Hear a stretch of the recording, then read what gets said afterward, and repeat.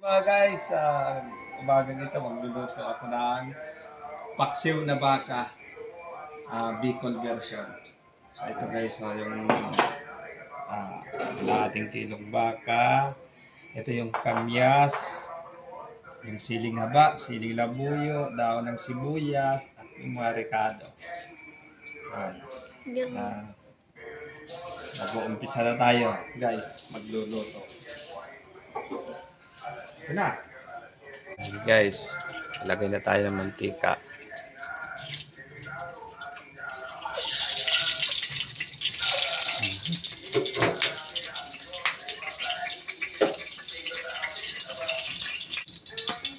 Ito yung luya.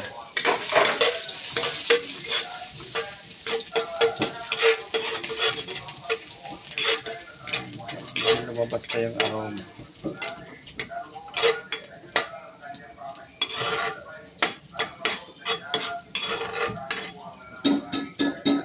Bawang.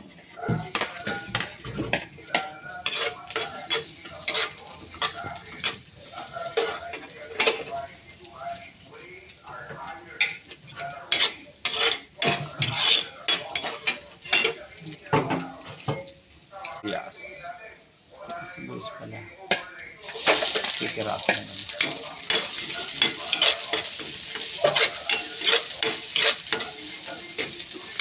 Na yung baka.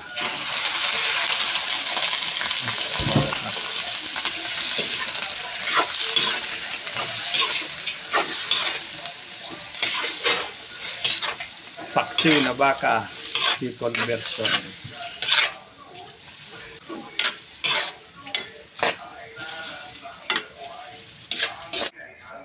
Guys, ilagay ko na yung paminta, asin, saka yung beef cubes. Haloy lang natin guys.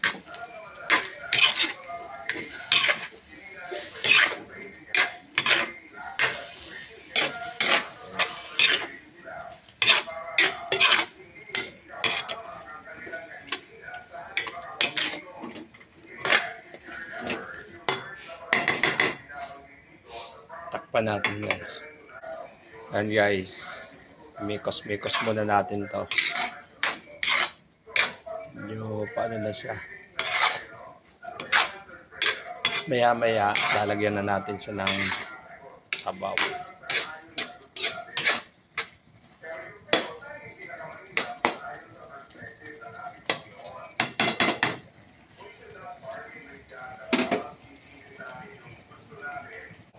And guys, nilagay ko na yung siling labuyo para lumasa na siya. Manuot sa karne. Kami kasi mga Bicolano, mahilig kami sa anghang.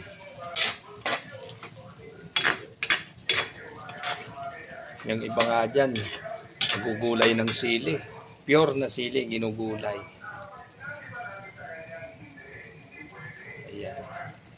Natin ulit guys. Ito yung aking hinandang pangsabaw. Ito yung pangatlong hugas ng bigas. Bali, nagsaing na rin kasi ako. Ito yung pangatlong hugas. Para pong tanggal anggo. Ayan guys. Yun. Yan, hadaan na natin siya kumulo. Pwede na rin pala natin to ilagay na kamyas. Para habang pakulo siya, yung asim niya nag-iiwan na. Mahalo na siya. Yan. Sariling version ko yan guys. Paksiw na baka. Yan. Try nyo mga guys. Ayan guys, kumulo na siya. Titikman ko muna guys.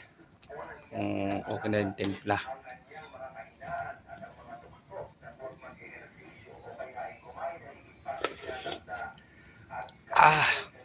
Ang bango guys. Tapos lumalabas na yung asim ng kamyas. Ang sarap.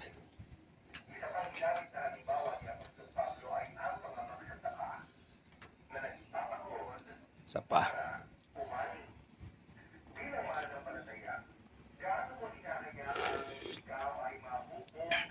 Super.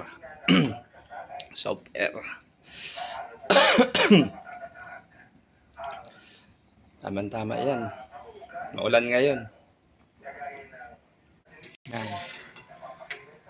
Titikman ni Mrs. Yung niloto ko daw na ano.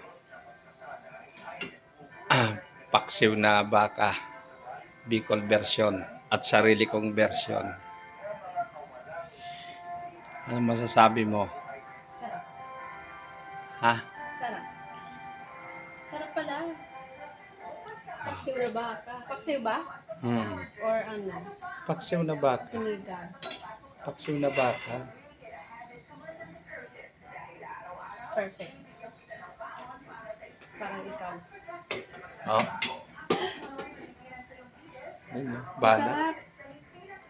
Guys, lapit na sa maluto. Nilagay ko na yung dahon ng sibuyas at siling panigang.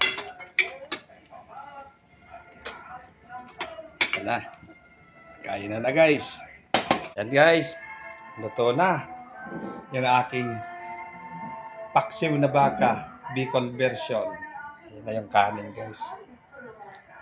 Ako guys, pag natikman nyo, sobrang sarap pala. Promise. Lalo na sa panahong tag-ulan. Swak na swak to. Yan. Kakain ang aking may bahay. Yan. Natatakam na siya. Kain po tayo. Sarap. Kain na tayo. Yan guys, kain tayo. Salamat sa panonood at makakapanood nito. Lalong-lalo na sa mga magso-subscribe. Thank you guys. God bless you all.